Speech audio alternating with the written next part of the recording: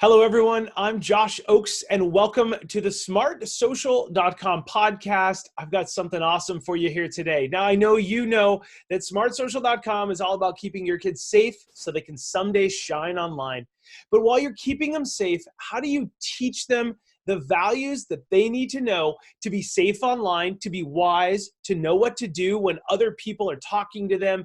Today, we're going to talk about how to be wise, how to be safe, how to talk with your kids, and really ways that you can use other tools to guide your kids through this so that it can be fun. My name is Josh Ochs, and I'm here with smartsocial.com, but today we have someone awesome. Now, today we have Kim Maslin. She's all the way from Australia. She's 8 hours southeast of Perth in Australia, and Kim is a very special person at smartsocial.com. Back when we launched smartsocial.com many years ago, we featured her on a blog, and it was in January 31st of 2014, 6 years ago. We featured Kim as one of our very, very first people as a guest on video from around the world. It was so exciting. And now here we are, and Kim has some really exciting stuff to share here today.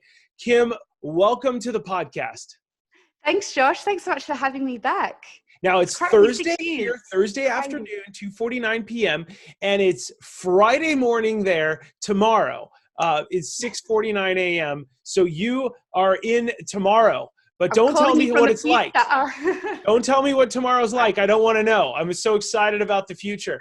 It'll be a nice surprise for you. I'm so excited to have you back because you've done a lot. I featured you many years ago, and everybody that's watching this on video, if you're not watching this on video, you can go to our YouTube. But I featured you 6 years ago, and we talked about how to communicate, educate, and keep it in perspective, social media safety tips for parents. And you talked about communicate, educate, keep it in perspective. Back in the day, you had a little communications business, and you really did something exciting. You rebranded, and you've got 3 new little babies, and they're books. Can you walk us through the children's books that you've written? Yeah, of course. Yeah, they're my little fur and feathery babies, Josh, I guess. So the first book, you might have noticed this nice big pink bird sitting behind me. The first book that I wrote a couple of years ago was called The Tweeting Galah. I'll just put it there for you to see. Beautiful.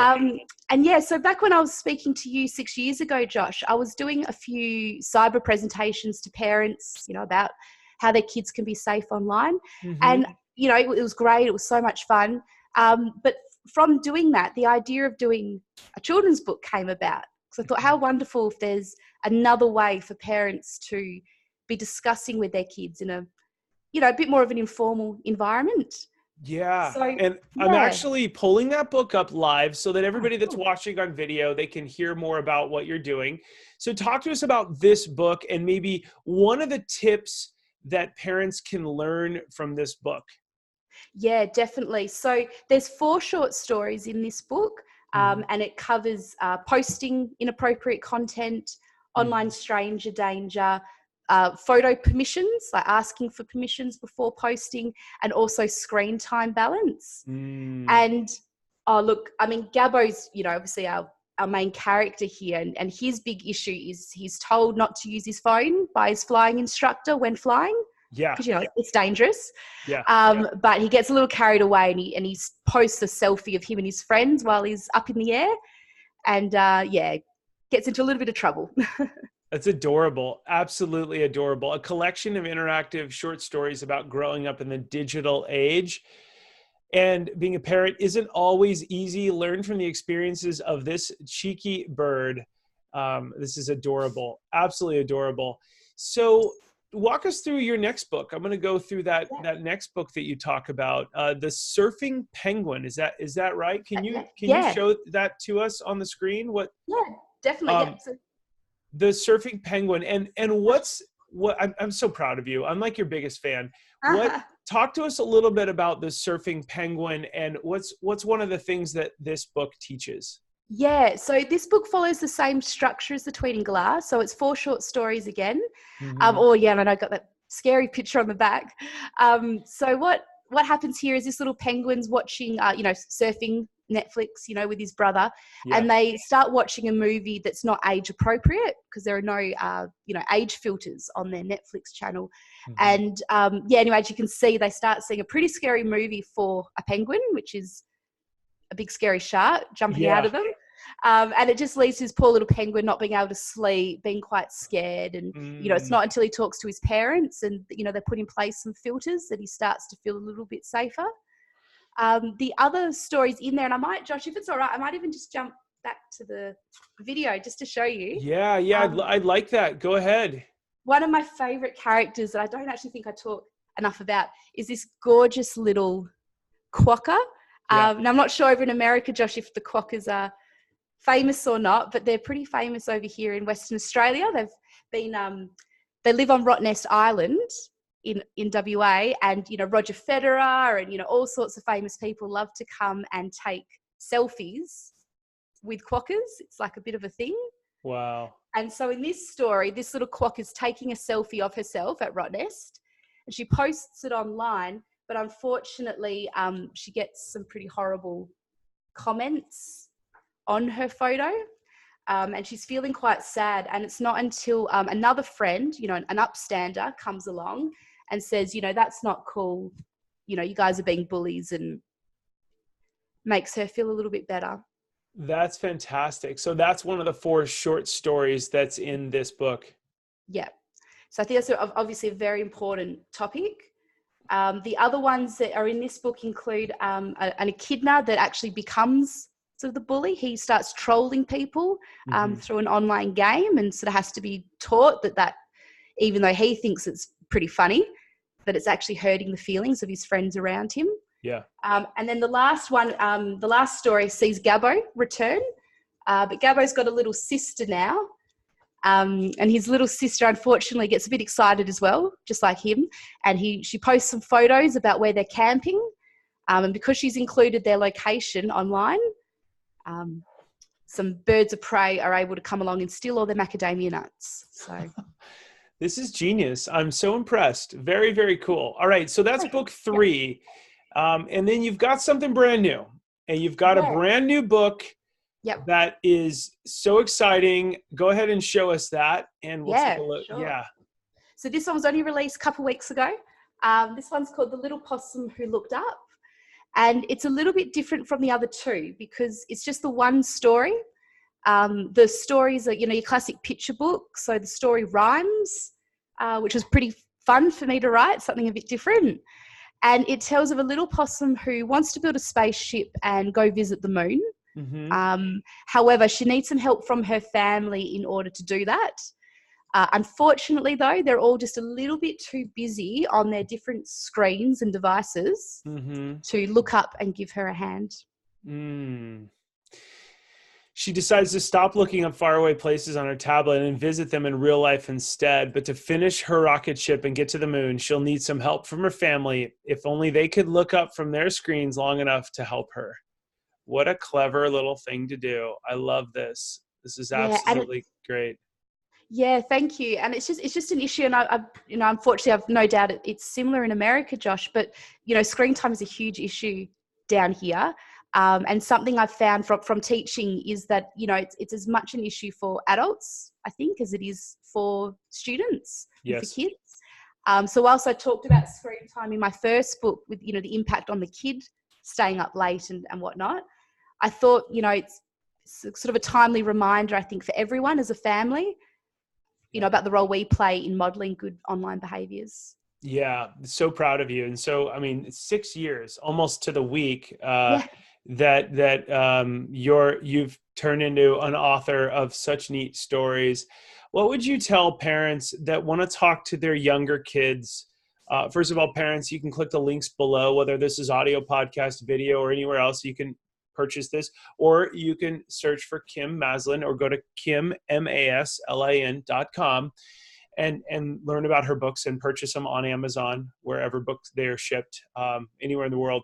But what would you tell younger parents of younger kids about how to talk to their kids about screen time and internet safety? What are some key takeaways that you'd give them? Yeah, certainly. Well, I guess the first thing I'd say is start young, because, you know, those kids from, you know, the moment they're born, they're seeing screens all around them and they're seeing parents use screens. So I think having that discussion as early as possible is so important. I think having a chat to kids about boundaries and guidelines is really important as well, to understand that these devices are just a tool, you know, just like, you know, mum and dad are, you know, using the tools in the kitchen to make dinner, or, you know, something in the garden, you know, to make the garden look pretty. You know, this is a tool that, you know, mum and dad might use, you know, to make money, you know, for work, or to have a little bit of fun. But I think kids need to understand, you know, the devices aren't the be all and end all, and that there's so many other fun, interactive things they can be doing that don't involve screens, you know, when they're Yeah. 2, 3, 4 years old. Yeah. So kind of a purpose instead of just a pastime. Definitely. Yeah, that's terrific. Kim, I want to thank you for being on this video. I'm so proud of you. I'm so excited about what you've done to really create stories. And Kim, one of the things that I like the most about this is you're leaning into students saying, let's start a dialogue and let's use parallels and stories rather than say, don't do that. You've gone to the great effort to provide resources for parents as little as $15 to say, here's 4 short stories on how to talk to your kids about the why. Here's why you look up for real rather than looking at the iPad. I mean, cute little stories.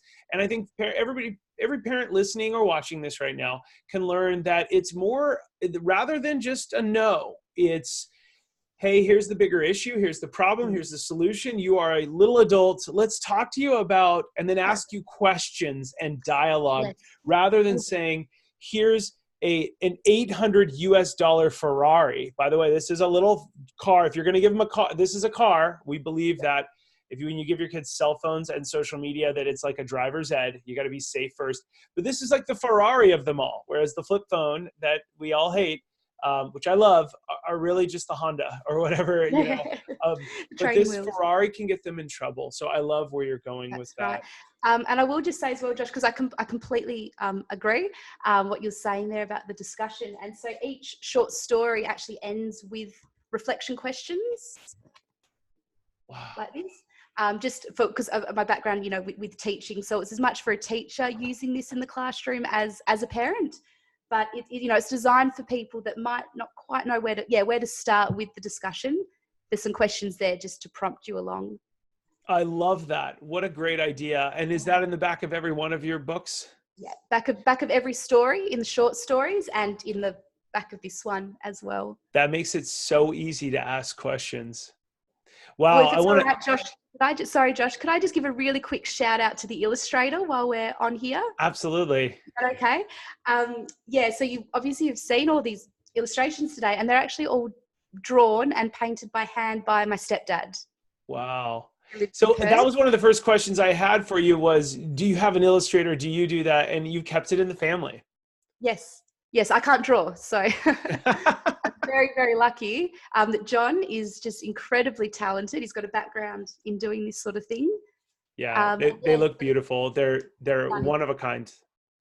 Absolutely stunning. And when you look really closely, he's put in all sorts of really funny little like subplots and you know, funny other little things that happen, which kids are just love because they love looking for that sort of detail. Yeah, well thought through. I'm so impressed. I want to thank you for being on here today. And for parents, any of you who are looking for the next step, you can click the link below to learn more about Kim's books, her 3 books. And then also, if you're struggling with, maybe you gave your kids a phone and you're thinking about giving them TikTok, Snapchat, Instagram, we have these little micro courses that you can take where we teach you everything you need to know about the dangers of TikTok. And then I walk you through personally in a video how to navigate TikTok so you understand it as a parent before or after you gave it to your kids. We do that on Snapchat. We do that on Instagram. We've got a smartphone and social media agreement video that you show me teaching your students why the agreement is so important. We've got 10 ways to set up your kid's new iPhone to make sure that you water down some of the Ferrari features so it doesn't drive as fast and it might not hurt them as much when they're brand new. We've got a ransomware cyber guide that is unbelievable to keep your family safe and a whole lot more. It's at smartsocial.com. You click on membership in the top right to learn how to really take that next step. Almost all the courses are $5, and it really supports us and helps you deep dive into these apps, which are so dangerous. Start with a book, dive into a course. We've got you covered. Hey, Kim, I'm so proud of you, and I'm so inspired that you took this turn to write these books. You're amazing. Oh, thank you so much, Josh. And everything you're doing is absolutely amazing as well. Well, thank you. Well done. I'm forever grateful. We need to have you. We need to do this more often. Sounds good. Not 6 years apart, but not 6 years apart. And thank you for waking up so early. It is not even, I mean, it's just past 7 a.m. In Australia where you're at. I really appreciate the sacrifice doing this with us. So thank you. And to all you parents, please consider, first of all, if you found this helpful or any of our content, rate, subscribe, and review. Forward this on to other parents so that they can see and click the links below to learn more about Kim's books. We reach more parents by the rating and the subscription and the review.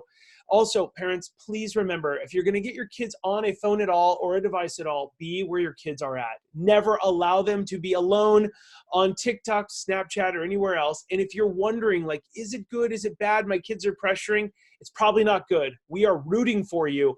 It's probably hold out a little bit longer. Your kids can be kids just a little bit longer and away from those screens. They'll thank you when they're older. Go to smartsocial.com. Learn more about Kim with her books. I'm Josh Ochs. Thank you so much, guys. We'll see you all soon. Take care.